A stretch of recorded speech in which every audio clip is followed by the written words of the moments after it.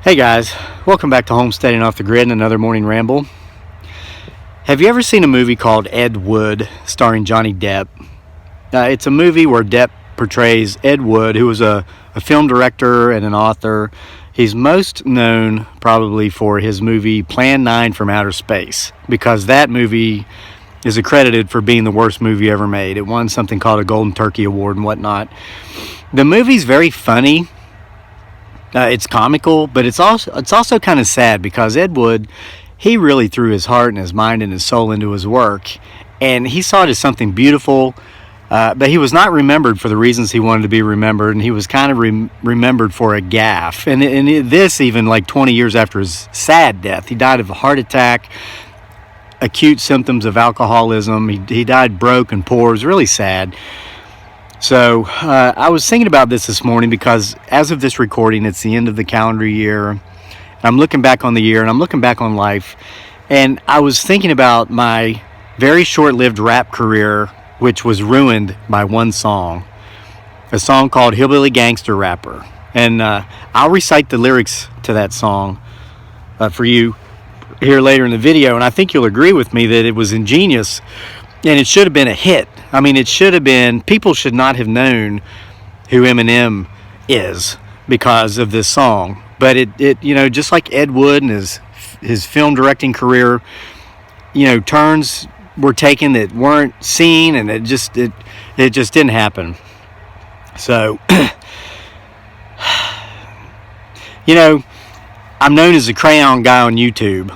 I never told you guys this, but during the final days of my short-lived career as a assistant mail carrier in Charlottesville, Virginia, it was getting hard to deliver the mail, because 5 times in one day people came out of their houses asking me if I was the Crayon Guy from YouTube, because it was this past summer, I guess that video had gone viral. It had gotten over 1 million views in just a very short period of time.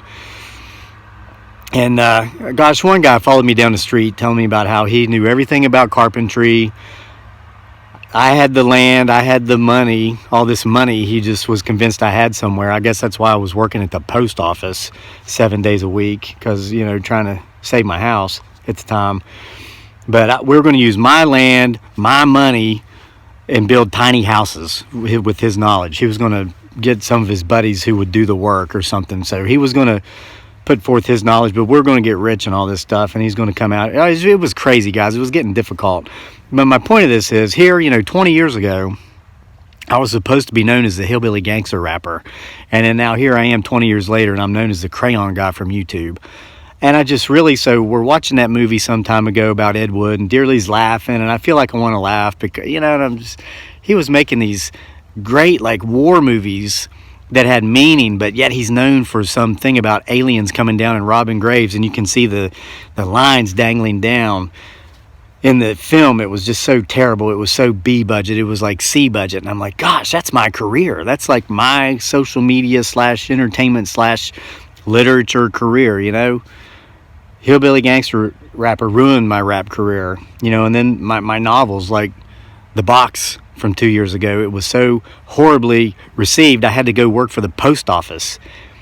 And now here I'm doing this thing, trying to spread wisdom and love and I'm known as the Crayon Guy on YouTube. So anyway, here's the story behind Hillbilly Gangster Rapper. Yes, once upon a time I played guitar, I sang, thought about taking it back up. It's one of the things I stopped doing when I went to Iraq, because I was busy doing other things, and I just never picked it back up once I got home from the war. And it's been more than 10 years. Well, it's been about 10 years now. See, I was over there 08, 09, so it's been almost 10 years since I've been home. Still haven't picked up the guitar. But I loved it, and I was okay at it, actually. And I used to go do open mics here in the Charlottesville area. There was a bar, college bar down on the corner. They would do open mics on Thursday. I'd go down and do it. There was a place down in Scottsville in the southern part of Albemarle County where I would do it. And then there was a little club / restaurant on the downtown mall called Rapture that actually, there's a place very similar to this in my book, The Box, called Capture. I would go there and I did this song there a couple times. So what I would do is I would take my guitar, I would go to these open mic nights, and most of the times you got like 3 song sets. So the first couple songs I would do covers, which people didn't really I mean, they frown upon Charlottesville. There's so much talent here, and there's people. I mean, the Dave Matthews Band is from here, if that gives you any indication. People here are good enough and talented enough to write their own music and go big with it. So when you get up there and you're singing a Bon Jovi song, they look at you like, oh my gosh. And if they stay, it's just out of respect, or they don't want to look like low class, rude for getting up and leaving. So I'd start out with like a Goo Goo Dolls song. This is the turn of the century. They were big then. I liked the band. I'd usually sing Here Is Gone. Who remembers that song? You're aging yourself if you do. Then I'd sing like Wanted Dead or Alive by Bon Jovi. And by this time, half the people had left, but the other half stayed, and they kind of liked it. They were looking, but the stage was set. So I had them. Those who were left were with me. They were looking at me. They were bobbing their heads up and down. And so I'd just break right into my song, Hillbilly Gangster Rapper, which of course was taking a turn from, we were playing acoustic rock stuff, and then bam, Hillbilly Gangster Rapper with power chords on an acoustic guitar. And I just, in my head, I envisioned the standing ovation. The people from the local radio stations was going to come up and say, man, you are like, we don't know who that guy from Detroit is anymore, that M&M guy or Snickers bar, whoever he is, Mars Nougat. You're like, and my band's name, and I was the only one in it. It was like a one-man band, but we were called the Dead Fish Project.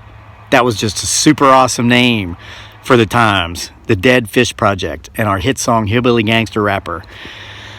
But every time I sang it, it had the same effect. The people that had stayed in the bar for open mic night left after I sang it.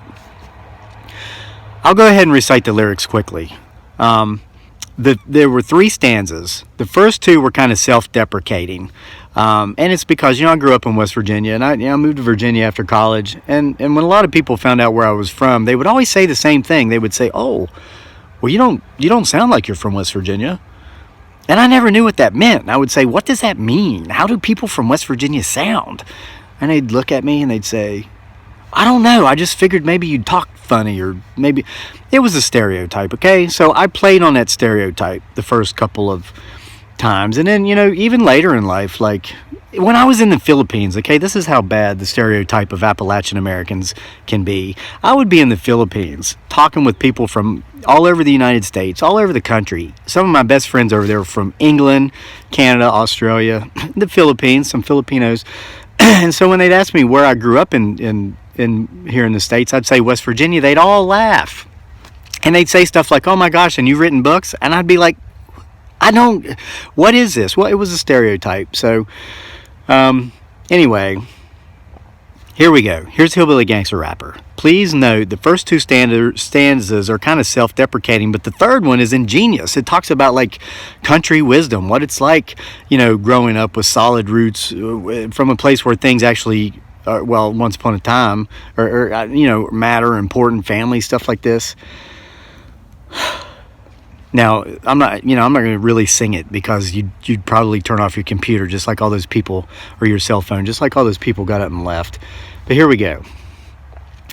I'm a hillbilly rapper from West Virginia, IA. I ain't got no education, but what can I say? I grew up in a trailer on the side of a hill. 10 brothers and sisters, mom never took a pill. I ain't been shot 9 times, but I walk with a limp. Stack lumber by day, and at night I'm a pimp. All the honeys up the holler wanna be in my harem. John say they ain't no good, they need a shot of truth serum.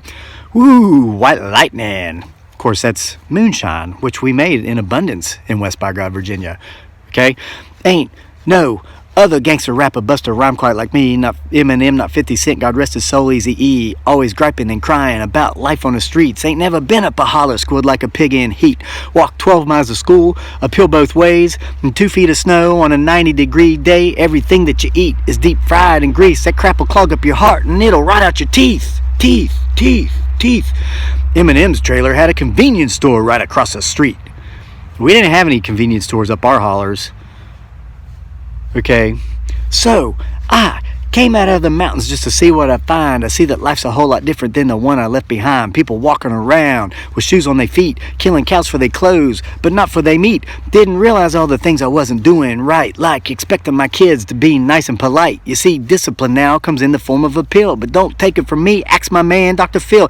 He ain't raised his own kids, too busy getting degrees so he could say what was right for both you and for me. Dr. Atkins says I'm fat, not because of my couch, but because of the carbs, and I need to cut them out. You see, responsibility but he ain't from me, that's all you. Don't even look at me funny, I'll get a lawyer and sue. Think I'll head back to the hills until forever after, cause this world, it just ain't ready for hillbilly gangster rap.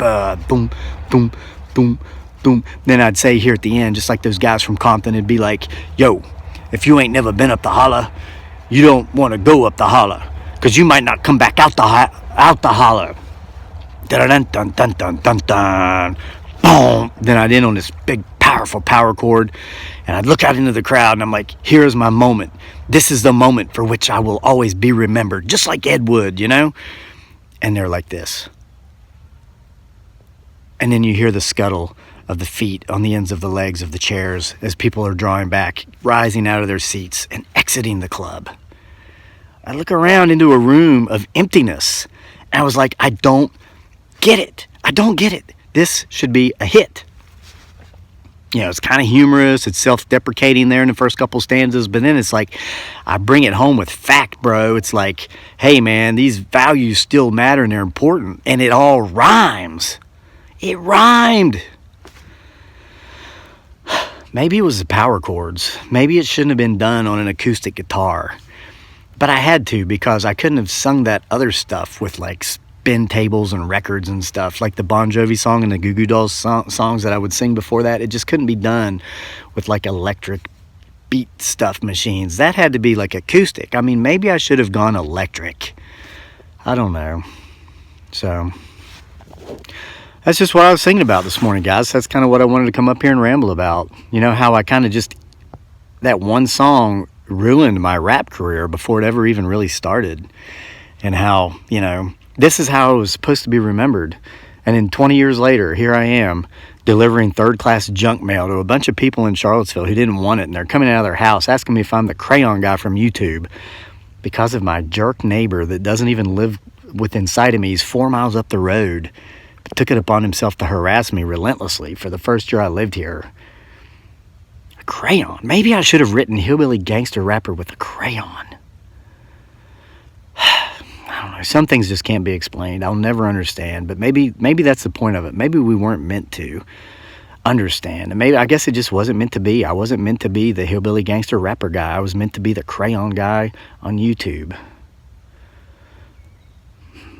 All right, well, I'm going to go look for one of those things that grow on cedar trees that look like oranges with tentacles, and come back and talk to you guys later about cedar apple rot, and talk about the truth behind that. It's not what you think.